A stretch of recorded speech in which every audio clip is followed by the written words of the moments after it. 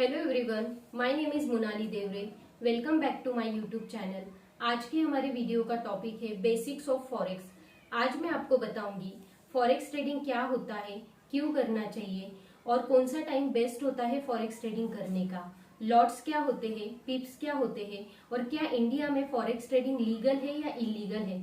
तो चलिए वीडियो को स्टार्ट करते हैं। तो बेसिकली फॉरेक्स का मीनिंग होता है फॉरेन एक्सचेंज, जहाँ पे करेंसी में ट्रेड किया जाता है।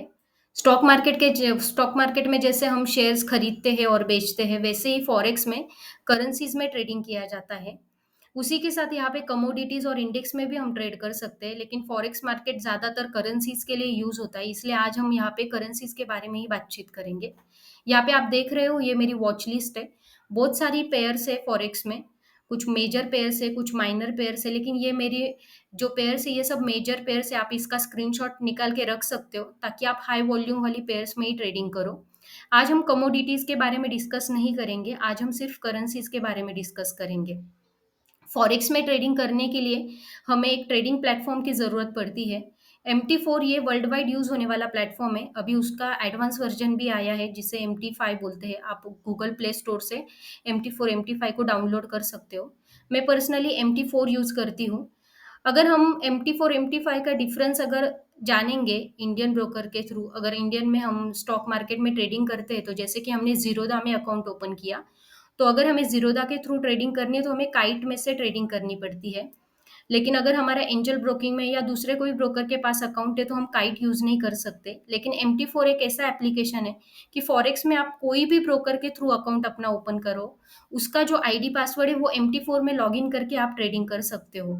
मैं एक्सनेस ब्रोकर यूज करती हूँ, जो कि वर्ल्ड वाइड काम करता है। आप भी अगर इंटरेस्टेड हो फॉरेक्स ट्रेडिंग में, तो आप मेरी डिस्क्रिप्शन में लिंक दी है एक्सनेस की, उसके थ्रू अपना अकाउंट ओपन कर सकते हो। तो चलिए, जैसे कि हमने वीडियो की शुरुआत में बताया कि आज हम फॉरेक्स के बेसिक्स जानेंगे, जहाँ पे हम पिप्स और लॉट साइज के बारे में डिस्कस करेंगे।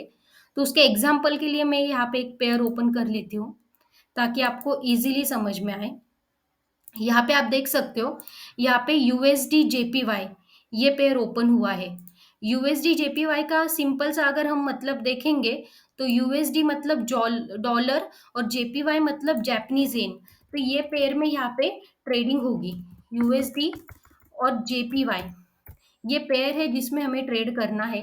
तो इसमें जो USD है, जो फर्स्ट पेयर है वो हमेशा प्राइमरी पेयर रहेगा, और जो सेकंड पेयर है JPY वो हमेशा सेकेंडरी पेयर रहेगा। तो कभी भी ध्यान में रखना है, अगर आपने USD JPY में ट्रेड लेना आप चाहते हो और अगर आपका उसमें बाय बन रहा है, तो जब जब USD ऊपर जाएगा तब आपका प्रॉफिट होगा। अगर आपका USD JPY में सेल है, तो आपके लिए USD गिरना चाहिए, तब आपको प्रॉफिट होगा।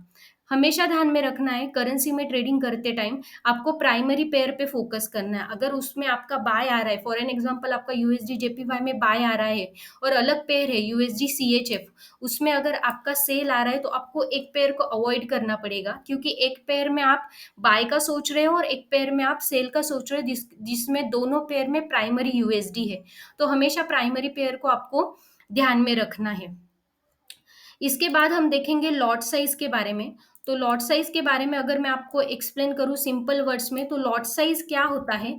लॉट साइज अगर सिंपल से हम जानेंगे, तो लॉट साइज होता है क्वांटिटी, जे कि आप कितनी क्वांटिटी से ट्रेड करना चाहते हो। फॉरेक्स मार्केट में लॉट साइज तीन टाइप की होती है। जैसा एक स्टैंडर्ड लॉट होता है 1.0, उसके बाद का लॉट साइज आता है 0.1, उसके बाद का जो लास्ट वाला जो सबसे छोटा लॉट साइज है वो होता है 0.01। डिपेंड करता है कि आपका अकाउंट कौन सा है। फॉर एन एग्जाम्पल, अगर आपका $1000 का अकाउंट है, तो उसमें आप स्टैंडर्ड लॉट भी ले सकते हो। अगर आपका $500 का अकाउंट है, तो आप 0.10 से स्टार्ट कर सकते हो। और अगर आपका बहुत ही छोटा अकाउंट है, $100 $300 का अकाउंट है, तो आपने 0.01 से ही लॉट साइज आपकी लेनी चाहिए। इसको हम थोड़ा सा डीपली एक एग्जाम्पल से समझेंगे। फॉर एन एग्जाम्पल, अगर आपका $1000 का अकाउंट है, अगर आपने $1000 का अकाउंट ओपन किया, रूल के हिसाब से हर ट्रेड में आपको हर ट्रेड में आपको रिस्क मैक्सिमम आप रिस्क ले सकते हो 5% का। अगर आप $1000 के अकाउंट पे 5% का रिस्क ले रहे हो और उसमें अगर आपका जो एसएल है, वो एसएल अगर आपका, मैं एक एग्जांपल के लिए आपको बता रही हूँ कि अगर आपका एसएल 10 पिप का है, तो 10 पिप का एसएल अगर आपका होगा, तो आप $1000 के अकाउंट पे 5% के रिस्क के हिसाब से अगर 10 पिप का आपका अकाउंट है, तो आप $50 का रिस्क यहाँ पे लोगे।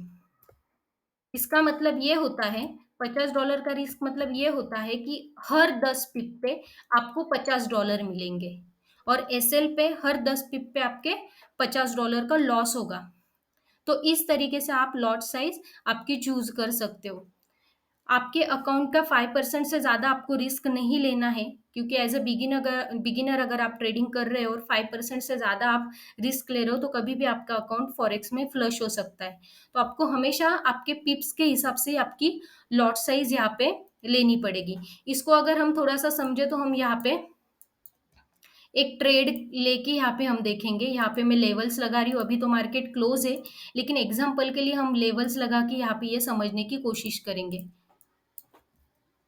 फॉर एन एग्जाम्पल, हम एक दूसरी पेयर यूएसडी जेपीवाई ही ले लेंगे।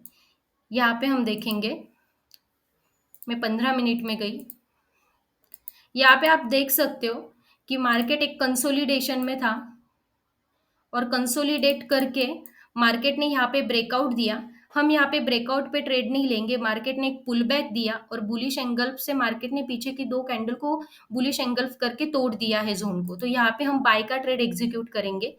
उसके पहले मैं आपको थोड़ा सा पिप्स के बारे में बता देती हूँ कि पिप्स आपको कैसे देखने हैं। पिप्स के लिए आपको ज़्यादा दिमाग लगाने की ज़रूरत नहीं है। यहाँ पे स्केल करके ऑप्शन होता है, ये स्केल ऑप्शन पे अगर आप क्लिक करोगे, सपोज यहाँ पे आपका एंट्री बना 139.253 पे आपकी एंट्री बनी, यहाँ पे आपको स्केल को क्लिक करना है और लॉजिकली अगर अपना एसएल हम देखेंगे, तो ये बुलिश एंगल के एग्जैक्ट नीचे अपना एसएल आएगा। यहाँ पे आप देख रहे हो ये जो 29.6 दिख रहा है, ये पिप्स होते हैं। मतलब ये पिप्स आपका एसएल हुआ, तो आपका जो एसएल रहेगा वो रहेगा 29.6 पॉइंट का, और आपका जो टीपी है वो आपका रहेगा, अगला रेजिस्टेंस वो है 70 पॉइंट का। और यहाँ पे एक लॉन्ग शॉर्ट पोजीशन का भी ऑप्शन होता है, जैसे कि मुझे बाय में जाना है तो मैं लॉन्ग पोजीशन लूंगी। यहाँ पे मेरा जो टीपी का नंबर है वहां पे मैं लगाऊंगी मेरा टारगेट, और मेरा जो एसएल है वहां पे मैं मेरा एसएल यहाँ पे क्लिक कर दूंगी। तो यहाँ पे आपको आपका रिस्क रिवॉर्ड भी दिख जाएगा कि यहाँ पे आपका जो रेशो है वो 2.21 का रेशो यहाँ पे निकल रहा है। 30 पॉइंट का आपका यहाँ पे एसएल है। तो पिप्स के लिए यहाँ पे आपको ऑलरेडी स्केल दिया हुआ है, या स्किल्स, ये स्केल से आप आपके पिप्स काउंट कर सकते हो। और जैसे कि लॉट साइज मैंने आपको बताई, 0.1 स्टैंडर्ड और 0.01 इस तरीके के लॉट साइज होते हैं। पिप्स आपको पहले कैलकुलेट कर लेने हैं। जैसे कि यहाँ पे मेरा जो एसएल आ रहा है वो 30 पॉइंट का आ रहा है। 30 पॉइंट का अगर मेरा एसएल है, और अगर मेरा, एक मिनट में एक राउंड फिगर 30 पॉइंट यहाँ पे कर लेती हूँ। अगर मेरा 30 पॉइंट का यहाँ पे एसएल है और मेरा $1000 का अकाउंट है, फॉर एन एग्जाम्पल मैं आपको यहाँ पे बता देती हूँ। अगर यहाँ पे मेरा $1000 का अकाउंट है और मेरा जो एसएल यहाँ पे यूएसडी जेपीवाई में आ रहा है 30 पिप का, तो रिस्क के हिसाब से, जैसे कि मैंने आपको पहले ही बताया कि मुझे 5% से ज़्यादा मुझे रिस्क नहीं लेना है। तो 5% से ज़्यादा अगर मुझे रिस्क नहीं लेना है और 30 पिप का अगर मेरा एसएल आ रहा है, तो जो मेरा लॉट साइज रहेगा वो लॉट साइज मेरा आएगा 0.16 का, 0.16। 16 का लॉट मतलब 1.6 का नहीं लेना है आपको, 16 का लॉट मतलब 0.16 का आपको लॉट साइज लेना है। इसका मतलब ये होगा कि जैसे ही हर 10 पिप पे अगर आप $50 का रिस्क ले रहे हो, तो हर 10 पिप के आपका $50 का आपका, हर 10 पिप में आपको $16 का प्रॉफिट लॉस होगा हर 10 पिप में, क्योंकि आपका जो लॉट साइज है वो 0.16 का है। तो आई होप आपको पिप्स और लॉट साइज के बारे में यहाँ पे आसानी से समझ में हेल्प हुई होगी। आप ये पिप्स और लॉट साइज को आपके स्केल के हिसाब से भी कैलकुलेट कर सकते हो और उस हिसाब से आपका ट्रेड एग्जीक्यूट कर सकते हो। फॉरेक्स में सबसे बड़ा बेनिफिट हम बोल सकते हैं, या सबसे बड़ा रिस्की चीज भी हम एक बोल सकते हैं, वो है लेवरेज। बहुत सारे लोगों को पता है कि फॉरेक्स में बहुत ज़्यादा लेवरेज मिलता है। जैसे इंडियन मार्केट में हम देखते हैं कि 5% से ज़्यादा हमें लेवरेज नहीं मिलता है। लेकिन फॉरेक्स में अगर आप देखोगे तो ब्रोकर आपको 100 टाइम्स, 200 टाइम्स, 500 टाइम्स, यहाँ तक कि 1000 टाइम तक लेवरेज हमें देते हैं। लेकिन कभी भी ध्यान में रखना है, अगर आप अपना अकाउंट फॉरेक्स में ओपन कर रहे हो और एज़ अ बिगिनर आप ट्रेडिंग स्टार्ट कर रहे हो, तो आपको 100 टाइम्स के ऊपर आपको लेना ही नहीं है। मैं तो आपको पर्सनली सजेशन दूँगी कि आपको 50 तक ही आपका लेवरेज लेना है, उसके ऊपर भी नहीं जाना है। अगर आप अच्छे ट्रेडर हो और फॉरेक्स में अच्छे से ट्रेडिंग करते हो, तो आप 100 या 200 तक मैक्सिमम ले सकते हो, उससे ज़्यादा लेवरेज आपको लेना नहीं है। उसके बाद बहुत सारे लोगों का सवाल रहता है कि फॉरेक्स इंडिया में लीगल है कि नहीं है? तो इसको मैं आपको सिंपल वर्ड्स में बताती हूँ कि फॉरेक्स को इल्लीगल होने के बावजूद भी हम कैसे लीगली इसमें काम कर सकते हैं। फॉरेक्स इंडिया में आरबीआई के थ्रू अगर हम देखें तो आरबीआई डायरेक्टली हमें अलाउड नहीं करती है कोई भी फॉरेक्स में इन्वेस्ट करने को। कुछ पेयर्स है जो हमारी इंडियन ब्रोकर्स में भी ऐड है, ऐसे ही पेयर्स ऐड है जिसमें आईएनआर लगता है। लेकिन आप सबको पता ही होगा कि उसमें ज़्यादा वॉल्यूम नहीं होने की वजह से लोग आईएनआर में ट्रेडिंग ज़्यादा करना पसंद नहीं करते हैं।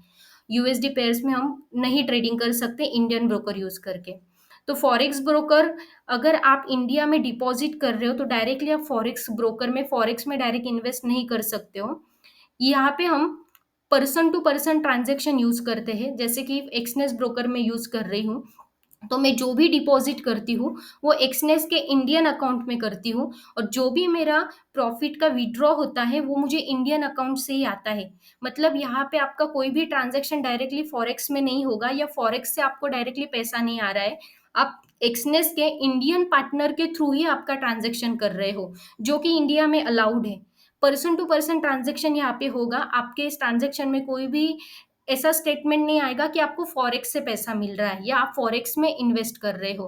तो ये चीज़ इंडिया में अलाउड है, आप पर्सन टू पर्सन यहाँ पे ट्रांज़ैक्शन कर सकते हो। तो आई होप यहाँ पे आपको पिप्स के बारे में, लॉट साइज़ के बारे में और रिस्क रिवॉर्ड के बारे में अच्छी सी जानकारी मिली होगी। एक चीज़ आपको हमेशा ध्यान में रखनी है, जैसे कि इंडियन मार्केट सिर्फ 6 घंटे के लिए खुला होता है, वैसे फॉरेक्स मार्केट 24 घंटे के लिए चालू रहता है। तो इसका मतलब ये नहीं होता है कि आप रात के 2 बजे भी ट्रेडिंग करो। अगर आप एज ए बिगिनर ट्रेडर हो तो आपको हमेशा ध्यान में रखना है कि सुबह 8 बजे से लेके आप शाम को 6 बजे तक ट्रेडिंग कर सकते हो। दोपहर में 1 बजे तक ट्रेडिंग करोगे तो अच्छा रहेगा। अगर 1 बजे के बाद अपॉर्चुनिटी बनती है तो ज़्यादा फोकस आपको यूरो पेयर्स पे करना है, क्योंकि लंदन मार्केट चालू रहता है। शाम को 6 बजे के बाद आपको थोड़ा सा ट्रेडिंग अवॉइड करना चाहिए, क्योंकि शाम को 6 बजे के बाद मार्केट में न्यूज़ और इवेंट्स होते हैं, जिस वजह से मार्केट बहुत वोलाटाइल हो जाता है, जिस वजह से बिगिनर ट्रेडर का लॉस भी हो सकता है। आपको अगर न्यूज़ और इवेंट्स कब होते हैं, उनका टाइमिंग क्या होता है वो देखना है, तो आपको माई एफिक्स बुक करके ऐप डाउनलोड करना पड़ेगा, जिसका लिंक मैंने डिस्क्रिप्शन में दिया है। आने वाले टाइम में मैं वीडियो बनाऊंगी जिसमें मैं बताऊंगी कि कैसे हम न्यूज़ और इवेंट्स के टाइम पे ट्रेडिंग कर सकते हैं। अगर आपको आज का ये वीडियो अच्छा लगा तो आप इसे लाइक कर सकते हो, सब्सक्राइब कर सकते हो, ताकि आने वाले टाइम में मैं जो भी वीडियोस अपलोड करूँ उसका अपडेट आपको मिल सके। Thank you for watching.